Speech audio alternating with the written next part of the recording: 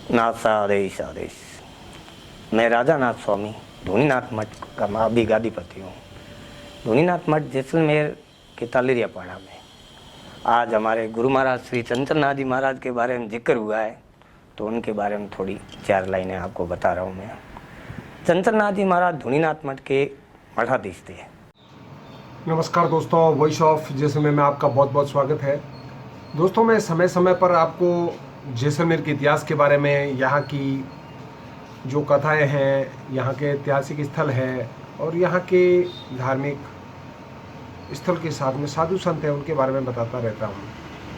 तो इसी कड़ी में मैं आज आपको हमारे जैसलमेर शहर के मध्य धूनानाथ मठ है, जो तादरिया पाड़ा में स्थित है। चंचलनाथ जी और हंसानाथ जी नाम से 2 बड़े महान संत हुए हैं।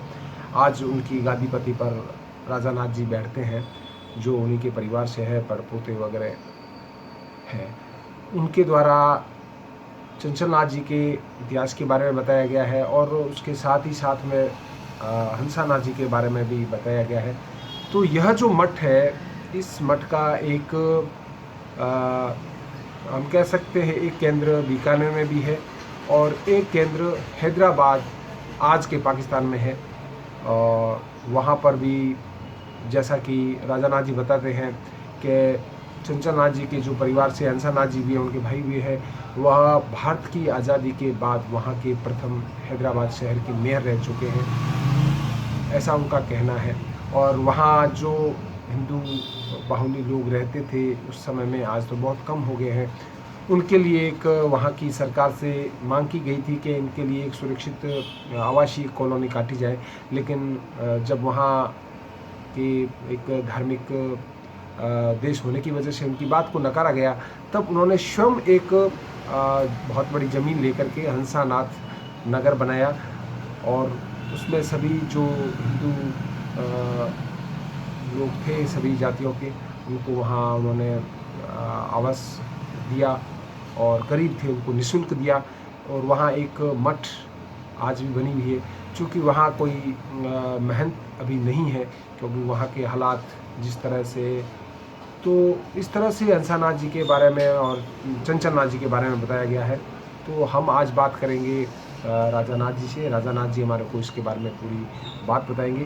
तो दोस्तों, मेरे जो पीछे आप दृश्य देख रहे हैं, यह चंचलनाथ जी की समाधि स्थल के निशान है, जो परिसर प्रोल के बाहर आए हुए हैं। और उन्हीं के साथ उनके कुछ चेले आए थे, जिन्होंने धर्म परिवर्तन कहते हैं कर लिया था। मुस्लिम धर्म से वह हिंदू धर्म ग्रहण करके और उनके साथ रहे। और उस समय एक बहुत बड़ी जिस तरह से अभी बीमारी चल रही है, उसमें बीमारी चली थी, उसमें वह मुस्लिम परिवार पूरा समाप्त हो गया था। तो कुछ जो उनके शिष्य बच गए थे, उनके बाद भी उनका जो समय इंतकाल हुआ, तो वहाँ उनकी भी निशानी बनी हुई है। तो दोस्तों, आइए बात करते हैं राजा नाथ जी स्वामी, जो इस धूनानाथ मठ के महंत हैं। तो दोस्तों, हम चलिए देखते हैं। नासादेश। चंचलनाथ जी महाराज धूनीनाथ मठ के मठाधीश है और धूनीनाथ मठ हमारे जैसलमेर में और बीकानेर में भी धूनीनाथ मठ है और एक हमारे पाकिस्तान हैदराबाद में वहाँ धूनीनाथ मठ है, वहाँ के भी मठाधीश थे। चंचलनाथ जी महाराज साल में 6 महीने पाकिस्तान हैदराबाद रहते थे, 6 महीने यहाँ जैसलमेर रहते थे। बीच में कभी कभी बीकानेर मठ भी जाया करते थे। चंचलनाथ जी महाराज यहाँ के राजगुरु थे, राज परिवार के राजगुरु भी थे। उनके कारण यहाँ के महाराज जवाहर सिंह जी से उनका अति प्रेम था। जब चंचलनाथ जी महाराज देवलोक हुए, तो जवाहर सिंह जी महाराज उनको बड़ा दुख हुआ। जवाहर सिंह जी महाराज ने कहा, भाई चंचलनाथ जी महाराज हमारे राजगुरु हैं, तो इनकी समाधि बाकी गोस्वामी समाज समाधि स्थल से थोड़ा अलग देंगे। तो नाथ जी चंचलनाथ जी के पहले भी बैसाखी में हमारे यहाँ भंडारे भी है, तो चंचलनाथ जी महाराज ने खूब भंडारे किए बैसाखी में। तो चंचलनाथ जी महाराज राजगुरु होने के कारण जवाहर सिंह जी महाराज ने, जो अभी हाल में सत्यदेव व्यास उद्यान है, गढ़ी से चौराया है, इस पार्क में चंचलनाथ जी महाराज की समाधि थी, वहाँ पे छतरी बनवाई। आज भी चंचलनाथ जी महाराज की वहाँ समाधि है। और इस पार्क की 4 दीवारी खुद महाराज जवाहर सिंह जी ने बनवाई। अब आज भी आप चलो तो वहाँ देखो चंचलनाथ जी महाराज की समाधि है। जैसलमेर की रैयत आज भी उनकी पूजा करती है। बहुत ही चमत्कारी थे चंचलनाथ जी महाराज। और जब भी कोई जैसलमेर की बारात आती है, जैसलमेर से बाहर से या जैसलमेर से जाती है, तो हमारे चंचलनाथ जी महाराज के वहाँ समाधि पे नारियल चढ़ा के आशीर्वाद लेके फिर कार्य करती है। कई बुजुर्गों से हमने सुना है कि नाजी बाग चंचलनाथ जी महाराज का चमत्कार है कि उनका आशीर्वाद लेके जो भी कार्य करो संपूर्ण होता है। और अब आगे क्या बताऊँ आपको। चंचलनाथ जी महाराज, आज उनके परिवार के बारे में आपको बताता हूँ। चंचलनाथ जी महाराज लालनाथ जी के पुत्र थे। लालनाथ जी के 4 पुत्र थे, इच्छानाथ जी, चंचलनाथ जी, जोरानाथ जी, हंसानाथ जी। जो बड़े बड़े थे इच्छानाथ जी हैदराबाद पाकिस्तान में रहे। और जोरानाथ जी है जो अभी मैं हूँ यहाँ पे धुनीनाथ मठ, यहाँ मठ में रहे। हंसानाथ जी है आधे 6 महीने हैदराबाद, 6 महीने बाड़मेर रहते थे। और चंचलनाथ जी है जो धुनीनाथ मठ के भी मठाधीश थे, यहाँ भी रहते थे। और हैदराबाद पाकिस्तान है वहाँ के भी मठाधीश थे, उस मठ में भी रहते थे। चंचलनाथ जी के भाई जोरानाथ जी के पुत्र लूननाथ जी के पुत्र गरीबनाथ जी, मोहननाथ जी और शिवनाथ जी।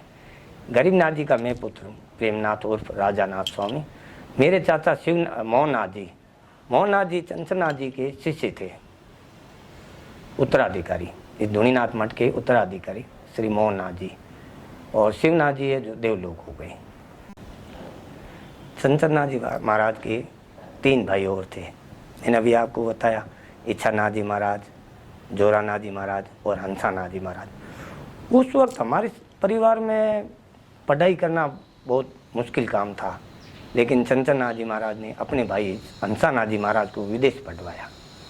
हंसानाथ जी महाराज वहाँ से पढ़ाई करके हिंदुस्तान पाकिस्तान लगभग उसी वक्त नया हुआ या अलग हुए थे।